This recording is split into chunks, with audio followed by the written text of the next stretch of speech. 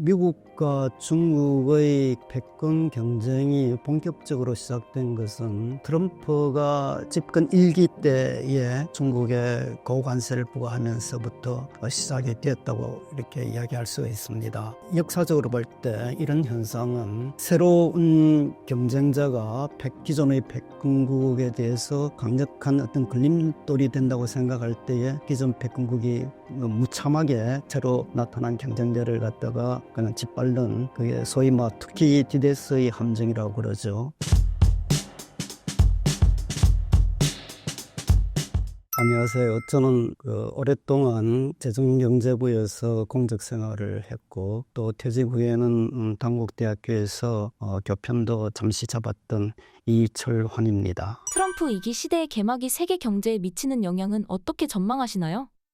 세계 경제 사회는 트럼프가 이제 집권 2기로 들어서면서부터 미국 우선주의를 내걸고 좌충우돌하는 트럼프로 인해 가지고 상당한 불확실성이 커질 것으로 이렇게 예견이 되고 있습니다. 그가 선거 기간 중에 보였던 미국 우선주의 경향은 집권 1기보다도 훨씬 더 강력해질 것으로 이렇게 예견이 되고 있는데요. 우선 그 선거 공약으로 보호무역을 강화하는데 관세를 모든 나라에 대해서 10 내지 20%의 보편적 관세를 부과하고, 특히 중국에 대해서는 가히 관세 폭탄이라 할 정도로 높은 60%의 고관세를 부과할 것으로 이렇게 공약을 했습니다. 또 인플레이션 방지법, 소위 말하는 IRA법, 반도체법, 이런 관련 법들을 폐기를 하고 자국 기업과 산업을 더 보호 육성하는 그러한 시책을 내걸고 있습니다. 실제로 트럼프가 선거에서 승리하면서 세계 경제는 크게 출렁거렸죠. 트럼프의 대선 승리 소식이 전해지자 바로 달러는 초강세를 보였습니다. 세계 주요 6개국 통화에 대한 달러의 상대적 가치를 표시하는 달러 인덱스가 트럼프 당선 이전에는 한 100선을 조금 상회하는 그런 선에 있었습니다만 지금 현재 거의 108 정도로까지 이렇게 높아졌습니다. 이는 트럼프로 인해서 세계 경제의 불확실성이 커지기 때문에 좀 더 안전한 자산인 달러에 대한 수요가 커졌기 때문인 것으로 이렇게 분석이 되고 있습니다. 특히 우리나라의 원화 환율은 1,450원까지 가 있거든요. 원화 환율이 1,400을 넘어 1,450원까지 간 적은 1997년도 IMF 위기, 그리고 2008년도 글로벌 금융 위기, 그 외에는 이번이 처음입니다. 또한 지난 19일 날 12월 19일이죠.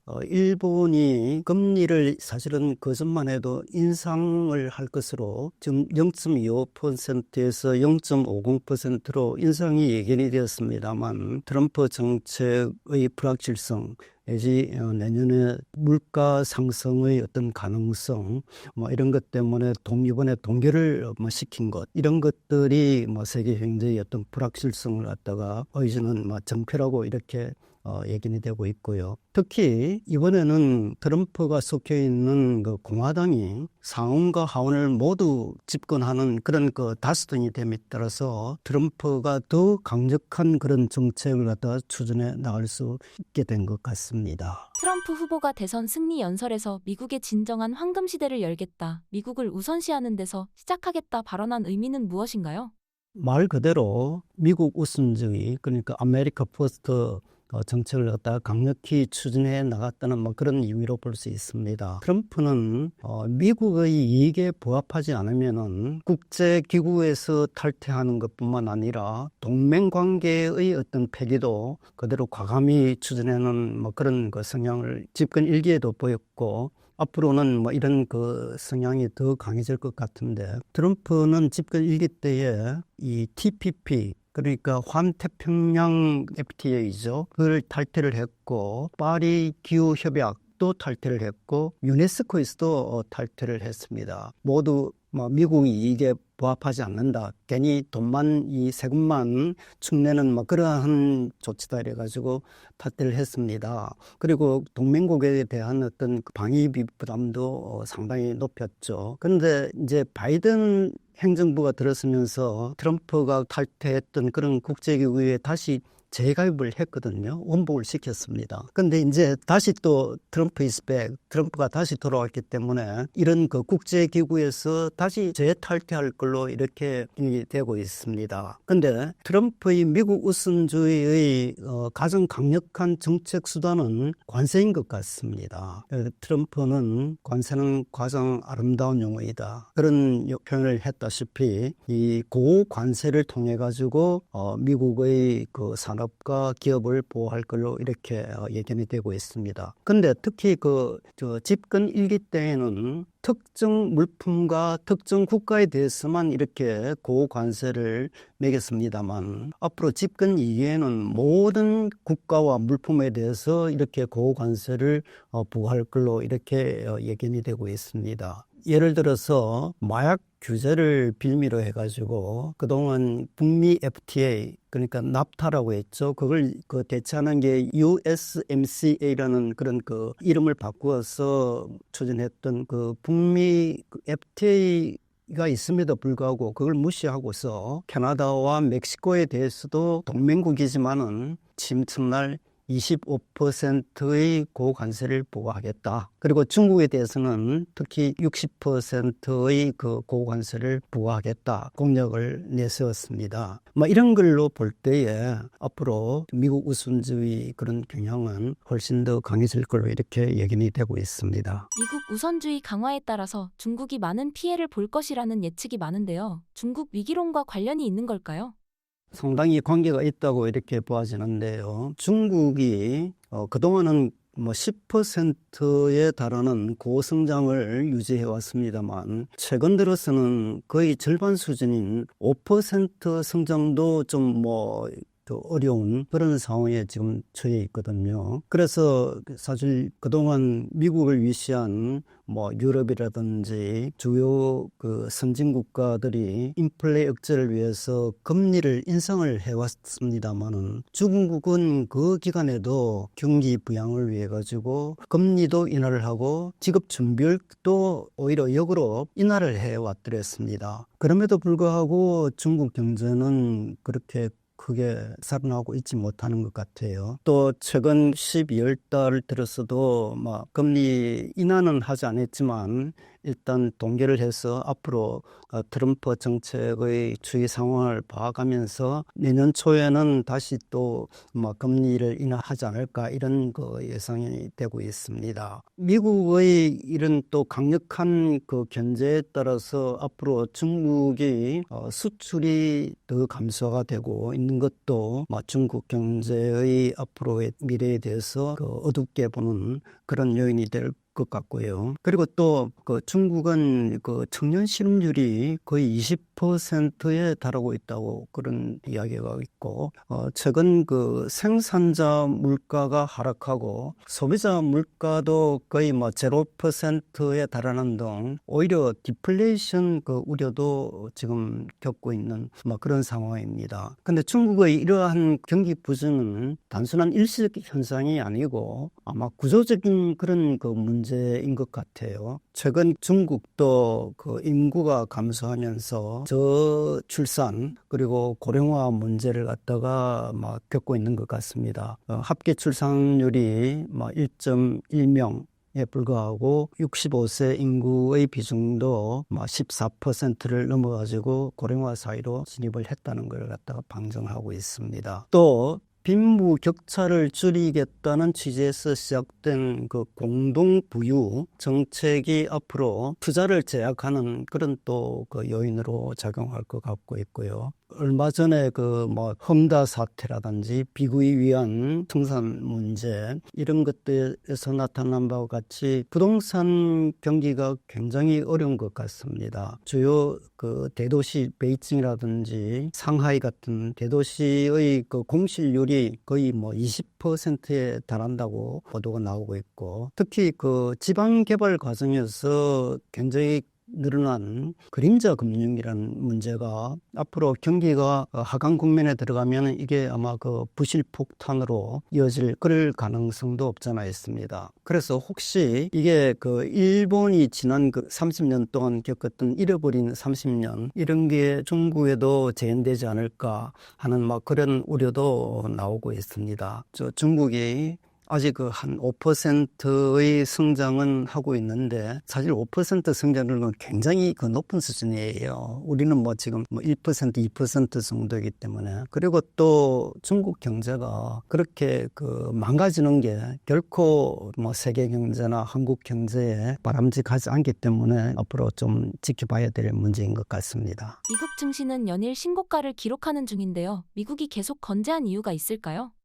기본적으로 미국은 혁신, 자유주의 경제를 통해서 기업의 창의성이라든지 과감한 그 인재 육성 이런 시책이 바탕이 되어 있기 때문에 뭐 중국 같이 어떤 정부 주도의 경제 역시 그 성장의 한계가 있습니다. 그래서 그 미국은 정말 과거보다는 많이 제조업이라든지 이런 산업이 어려워졌지만 역시 그런 그 혁신이라든지 창의를 바탕으로 하는 어떤 경쟁 체제 뭐 이런 경제 메커니즘이 좋은 선순환 효과를 나타내고 있지 않나 이런 생각이 듭니다. 미중 패권 경쟁의 결말은 어떻게 예상하시나요?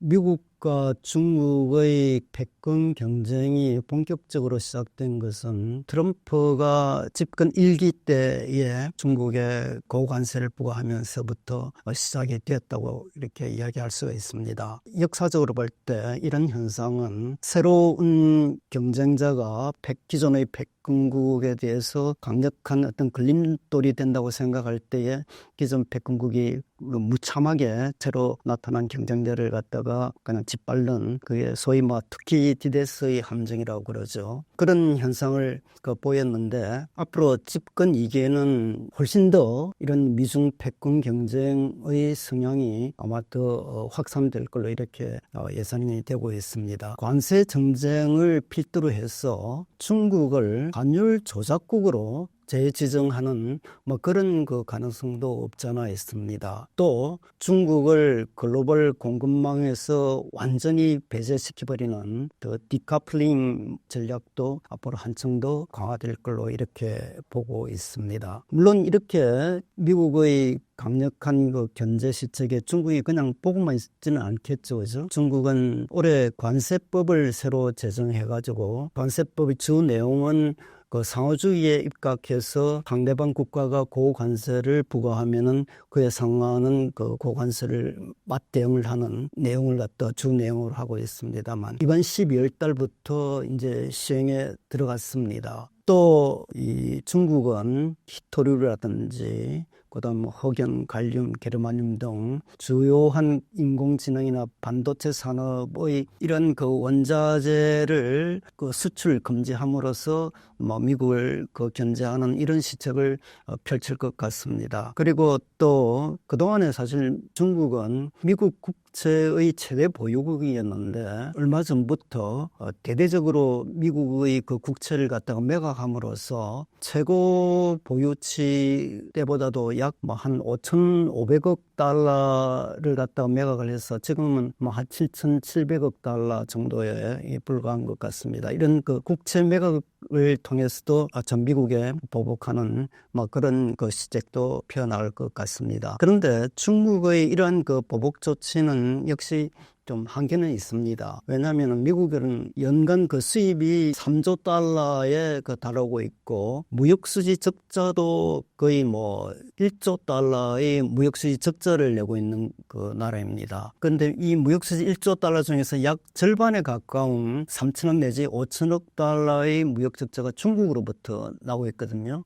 그러니까 중국이 이런 상황에서 미국의 그 관세로 맞대응하는 막 그런 전략은 뭐 한계가 있을 것 같습니다. 또한 중국이 지금 그 경기가 하강하는 그런 국면에 처해 있기 때문에 그 무역 분쟁으로 인한 그 수출 감소는 훨씬 더 아프게 다가올 것으로 이렇게 그 예견이 되고 있습니다. 그리고 또 최근에 이제 미국이 그 멕시코와 캐나다에 대해서 그 25%의 고관세를 친천을 부과하겠다 이렇게 어나운스를 하자 캐나다 수상이 바로 트럼프를 만나러 가지고 외교적인 어떤 활동을 해서 좀 이런 무마하는 그런 전략을 취한 것을 볼 때에 역시 아직까지 미국은 그런 힘이 있는 나라이기 때문에 상대적으로 보복을 하는 데에는 한계가 있는 것 같습니다. 무역 전쟁이 확산되면은 세계 경제는 굉장히 큰 그 주름이 가는 건 당연하겠죠. 전체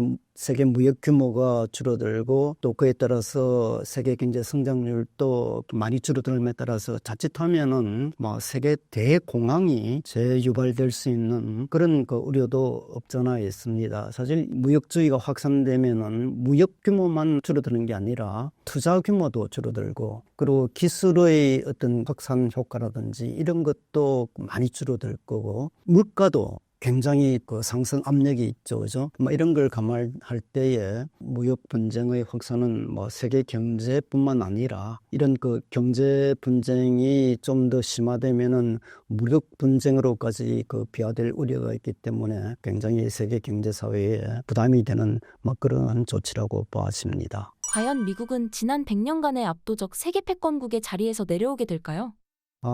결론적으로 그런 일은 없을 걸로 보아집니다. 아까도 말씀했지만은 미국은 그런 그 혁신과 어떤 창의력을 바탕으로 한 그런 그 경제 전략을 취하고 있기 때문에 앞으로도 발전 가능성을 가지고 있다고 보고요. 지금 그 과거에 비해서 미국의 경제력이 어느 정도 둔화된 건 사실인 것 같습니다. 그러나 아직도 세계 경제의 약 25% 비중을 차지하고 그 뒤를 이제 중국이 그 세계 경제 17%를 차지하고 있습니다. 그러니까 아직까지는 압도적으로 미국이 그 경제력이 크다는 걸 보여주는 거죠. 역시 그 군사력도 아직은 중국하고는 비교가 안 될 정도로 우월하고 또 미국은 기본적으로 기축 통화 달러를 가지고 있고 기축 언어인 영어도 가지고 있는 이런 나라이기 때문에 앞으로도 계속해서 세계 패권을 갖다가 유지해 나갈 걸로 보고 있습니다. 사실 그 중국이 시진핑이 이제 2012년 이제 집권으로 들었으면서부터 조만간 경제력을 바탕으로 해서 세계 최강의 국가가 되겠다는 소위 말하는 중국몽을 꾸고 있는데 사실 이제 중국의 경제력이 커졌고 또 이러한 앞으로도 계속해서 경제력을 키워나가겠다는 그 정책의 그 수단이 중국 제조 2025 전략과 1대1로는 그 두 가지 그 프레임을 통해서 계속해서 앞으로도 중국의 경제와 영향력을 갖다가 키워나가겠다는 그런 그 전략을 꾸고 있고 또 그 정치 외교 군사력을 그 강화하는 측면에서도 어떤 그 정책 이념을 시진핑이 들어서기 전 그때는 중국의 정책 이념이랄까 외교 그 이념이 도강량해 그 때를 기다린다 하는 그런 그 전략이었습니다만 좀 더 이제 중국이 경제력이 커지자 유소작이 할 일은 하겠다. 중국도 이제 할 일은 하겠다. 근데 이제 시진핑이 좀 그 들어와서는 좀 더 이게 더 나아가가지고 분발유의 적극적으로 나서겠다 하는 그러한 외교 이념을 갖다가 하면서 박시니까 이제 중국몽을 꿈꾸고 있는 그런 그 상황에 있는 것 같습니다. 아까도 말씀드렸습니다만 조만간 그 실현이 되기 어렵다는 게 지금 그 GDP 면에서는 아까 25% 17% 간격이 있습니다만 1인당 GDP를 그 보면은 미국이 약 8만 5천 달러의 1인당 GDP를 갖고 있는데 중국은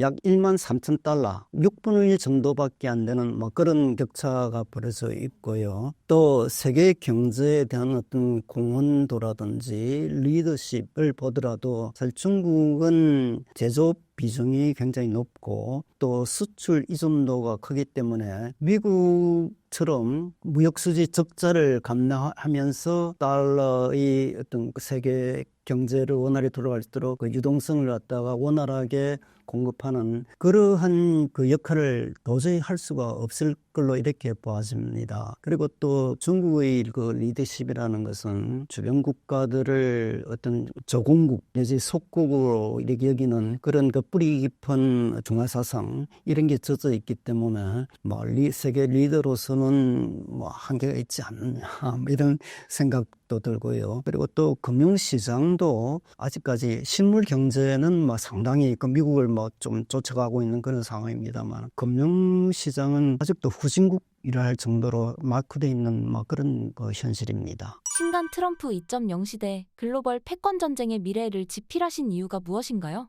그 개인적인 그 질문인 것 같은데요. 지금 사실 세계는 총성 없는 뭐 전쟁, 경제 전쟁의 어떤 그 소용돌이에 그 휘말려 있는 것 같습니다. 특히 그 세계 경제 1, 2위를 그 다투고 있는 미국과 중국 간의 어떤 패권 경쟁이 갈수록 그 심화되고 있는 것 같습니다. 그리고 패권 경쟁의 그 범주는 어떤 실물 경제를 그 넘어서서 이제는 금융이라든지 금융 패권 경쟁이라든지 기술 패권 경쟁 그리고 우주 영역에까지 이제 그 패권 경쟁이 아주 치열하게 일어나고 있는 것 같습니다. 그런데 그 이러한 패권 경쟁과 자국 우선주의의 어떤 그 경향은 앞으로 더 그 심화될 걸로 이렇게 예상이 되고 있습니다. 그는 뭐 트럼프가 집권 2기로 들었으면서 뭐 이런 그 경향이 더 확산되고 있기 때문인 것 같습니다. 그래서 이처럼 그 불확실한 그 세계 경제 상황을 좀 더 뭐랄까요, 좀 소개한다 할까, 뭐 그런 의도에서 뭐 집필을 하게 되었습니다. 전체 책은 뭐 5부로 구성이 되어 있는데 일부에서는 앞으로의 어떤 그 국제 경제의 질서가 어떻게 변해 나갈 것인지 그리고 미국과 중국을 중심으로 일어나고 있는 패권 경쟁의 향방은 어떤 것이 되는 것에 대한 전반적인 어떤 개괄적인 모습을 다루었고요. 나머지 2부에서 5부까지는 각각 무역 패권, 통합 패권, 기술 패권, 우수 패권에 대해서 강론적인 그런 모습을 가지고 있습니다. 네.